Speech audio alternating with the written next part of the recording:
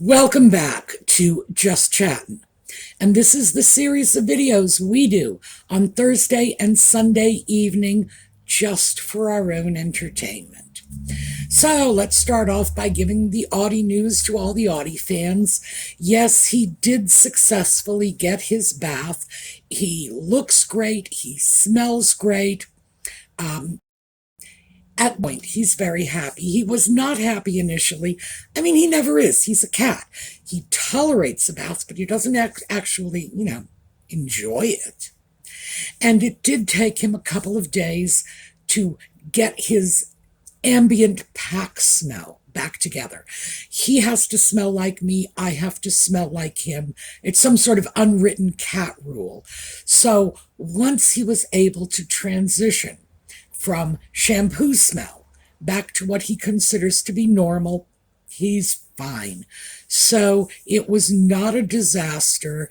And at this point, it should be enough to easily get him through the summer.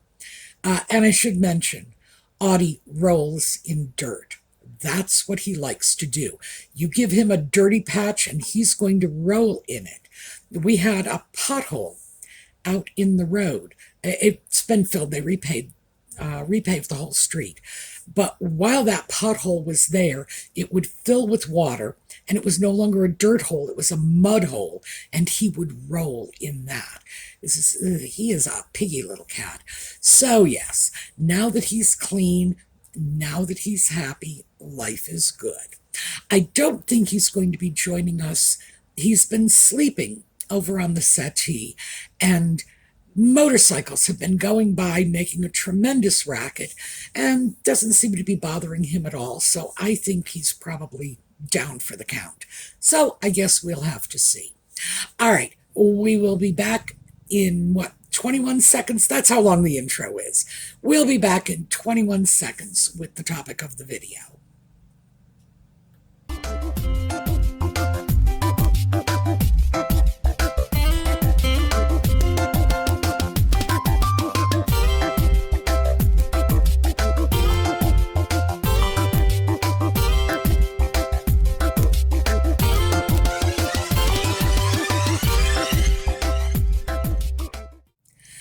So let's talk about the fallout from the Nigeria tour. And as I mentioned in a previous video, it was going to take a few days for everything to sift out, for us to see the reaction of the mainstream media, for all of Nutmeg and the Sock Puppets sponsored media coverage, because it is reported that people paid them somewhere north of $1 million to be able to have exclusive rights to the tour and the photographing and the reporting and etc. And it was going to take a while for that stuff to hit out. Now that it has, things are really, really interesting. So let's start with what I consider to be one of the most, it's not the most, but one of the most important stories to come out as a result of this Nigerian pseudo-royal tour. And that is that Nutmeg and the Sock Puppet were ferried around Nigeria by a businessman who's under indictment here in the U.S. I have a great many articles in the video notes specifically about this. All the details are there, and let's just encapsulate it with money laundering. That seems to be what he was accused of, and of course, the businessman in question claims that he is innocent, but don't they always? And further, one of the kings, I'm just going to say local tribal rulers, because I have no idea if there is any actual political or national legitimacy involved in this title of king in what is supposed to be a democratic country. So we're just going to say one of the local tribal rulers that entertained them was also wanted by the U.S. government. So, ouch. The Daily Mail, in addition to documenting much of this, and the article is in the video notes, also mentioned that these private jet junkets from one Nigerian city to another were responsible for carbon emissions in the range of 12 tons. Now, it's important to point out that these are British tons. British tons are bigger than U.S. tons. If we in the U.S. were to calculate this, we would be looking at something like 13.5 tons, because British tons are about 10% higher than American tons, just in terms of weight. So there you go. And the Daily Mail actually picked up very nicely on this, because we have to remember that Nutmeg and the Sock Puppet broke away from the UK so that they could have a private life and they could pursue their own interests, making money, which of course seems to be the chief interest, but also working for the causes near and dear to their hearts, like responsible ecological traveling. Remember Travelist?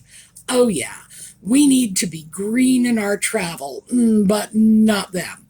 So when they say we, they mean us. They don't mean them, because this was absurd. Now keep in mind, this was basically just a weekend. And this 12 tons of carbon emissions is about 4 times the carbon emissions the average person generates in the course of a year. So, out there, just way out there. The hypocrisy level of this is just sky high, but of course, nobody's dealing with that. The other factor that they were talking about in terms of this Nigerian trip, of course, is that it was a massive public relations boon for Nutmeg and the Sock Puppet. This, like, oh great, they were treated like royalty in Nigeria. Nigeria's got half a dozen kings, so I can only assume that royalty is a relative concept in that country. But yeah, they were just shuttled around and given everything they wanted.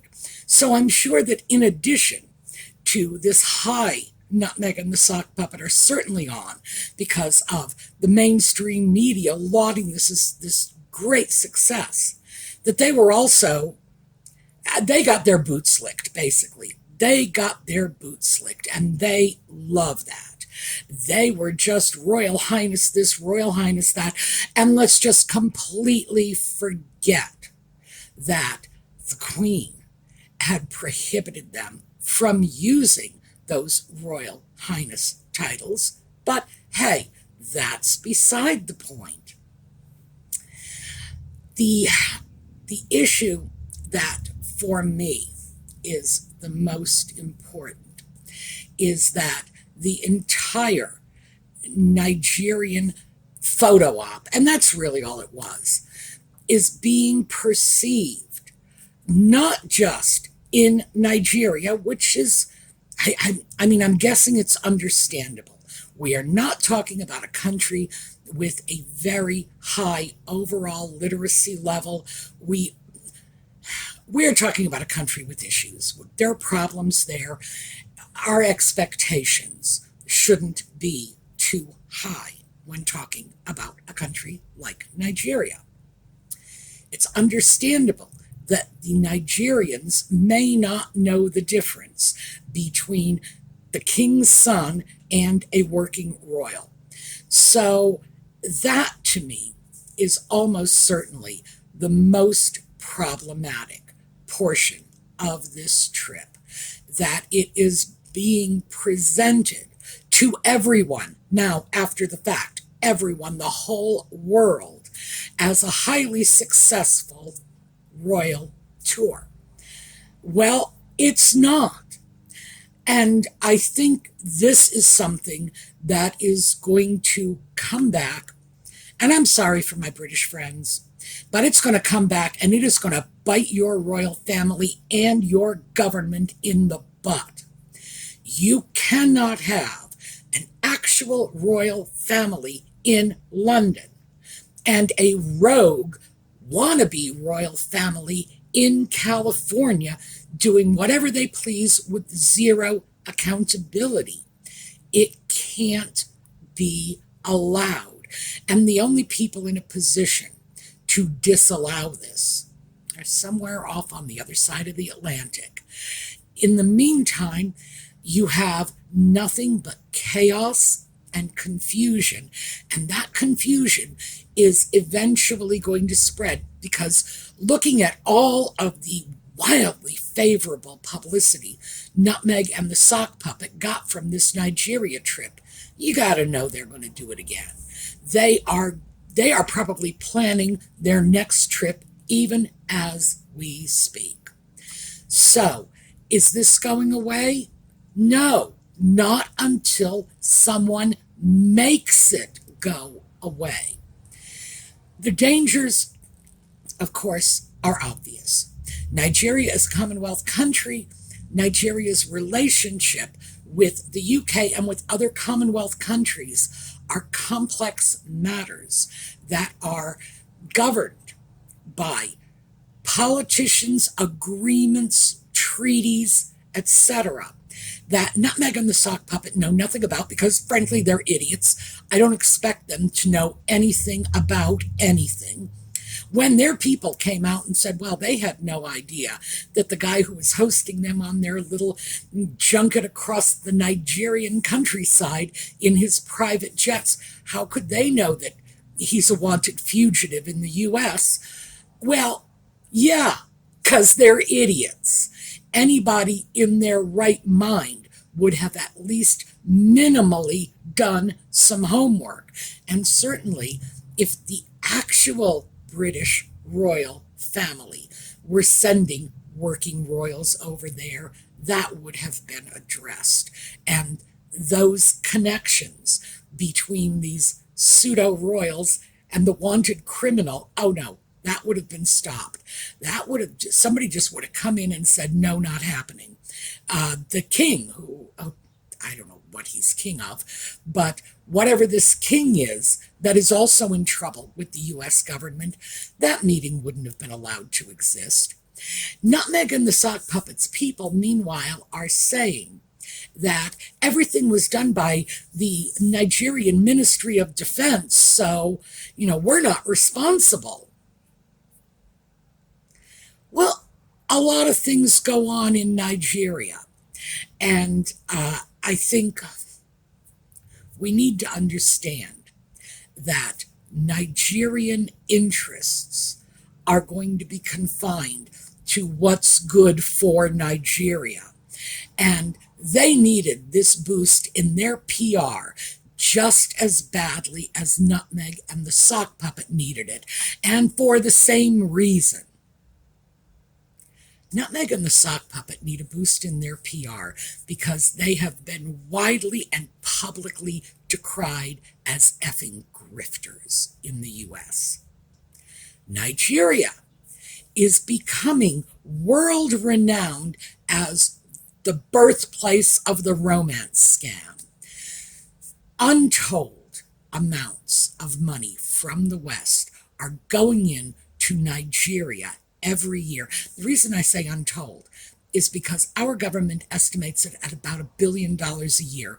But given the nature of romance scams and the stigma associated with admitting that you've been a victim of the scams, especially for men, I would say, you have to know that this is a significantly underreported crime. So, yeah, untold amounts of money going over there. Nigerian government has no interest in doing anything to stop this. No, why? Because it's good for Nigeria. And I understand that. Frankly, in a real politics sort of sense, that is how it should be. You should look to your own interests first. I would hope that most responsible people would not look to their own interests at the detriment of the interests of others, that most of us could take more of a one world attitude. But hey, what can I say? Does it surprise me that Nigeria loves this? No. They need not to be known as grifters. Although why they would associate themselves with Nutmeg and the sock puppet, if that's the image they want to break, well, yeah, that's one for sharper minds than mine, I'm afraid, because I just don't get it. But it's perfectly understandable that this is something they would encourage because they need the favorable press just as badly as Nutmeg and the sock puppet do. But make no mistake about this. This sort of activity, this activity itself, we don't even need to look to the future, is going to have massive ramifications for the UK, for the royal family. This is not okay. And the British royal family, the British government, cannot simply stand on the front steps and say, well, they're there as private citizens. No, that's clearly not good enough. The fact is that the British royal family, in the person of the late Queen, and I think you all know, I will defend that woman with my dying breath, but boy did she screw up big time when she dumped titles on these two grifters. She practically gave them carte blanche to deceive, manipulate, lie, and grift their way through the world. And right now, they are doing it at the expense of Charles, of William, of Charles's children. Little George is very likely to pay for this in his time. So, yeah, definitely problematic. So my takeaway from this whole Nigeria trip is that if the UK ever needed a wake-up call in terms of dealing with these two, this is it. This is absolutely it. While these two were off in Nigeria with their pseudo-royal tours, Charles and Camilla were having royal engagements. I believe Sophie was out and about as well. I'm not sure what William was doing, but there were real royal engagements being undertaken by working members of the royal family that were not getting the attention they deserve. And these engagements undertaken by the real royals are of benefit to everyone.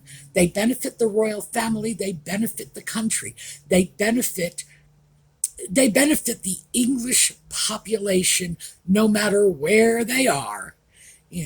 And in fact, they are of great benefit to the individual charities that they are highlighting through their visits and their little, luncheons, engagements, civic center openings. There we go. That's what I was trying to spit out. Civic center openings, whatever. And it's taking a back seat to a couple of publicity-hungry royal wannabes. So yeah, they need to deal with this, because if they don't, we're just going to keep watching Nutmeg and the sock puppet as they are living the dream, because they're not going to stop. They lap this up like honey, and they will go out of their way to get more. And we've seen this. We've seen this over and over again in the past. Anything that works out for them, and they're just running back to it, like a baby bird running to its mama. So can we expect this to stop anytime soon?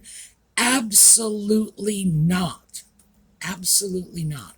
I think the only thing we can hope is that and this is an awful thing to say, and I don't wish this on anyone, but that eventually they go so far, oh, and they're borderline there already, that Charles, Parliament, whoever has the authority to do this, will have their hand forced.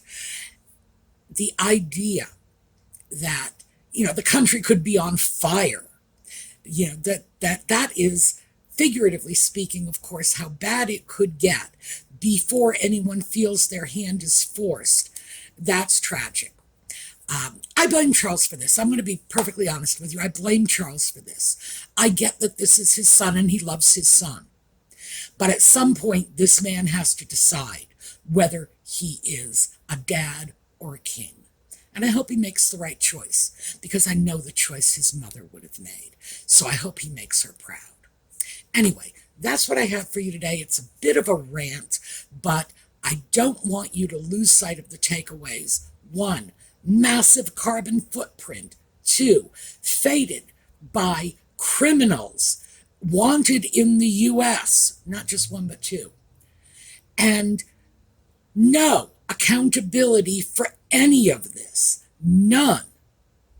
Didn't even do their homework. Didn't even know about this stuff before they crawled on that private jet. So, yeah, those are the takeaways. I guess the final takeaway is Charles and William are reported to be angry about this.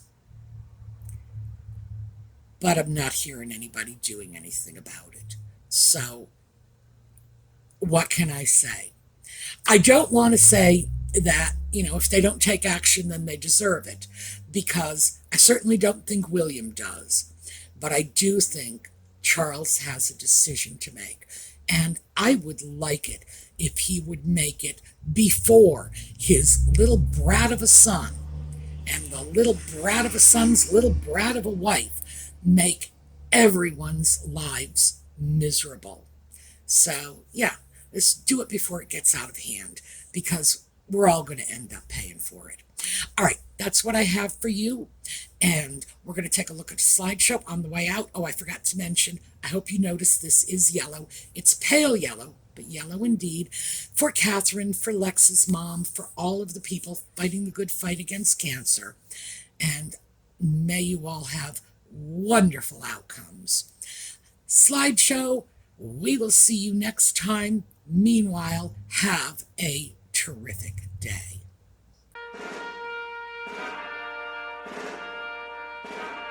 My eyes have seen the glory of the coming of the Lord. He is trampling out the vintage where the grapes of wrath are stored. He hath loosed the faith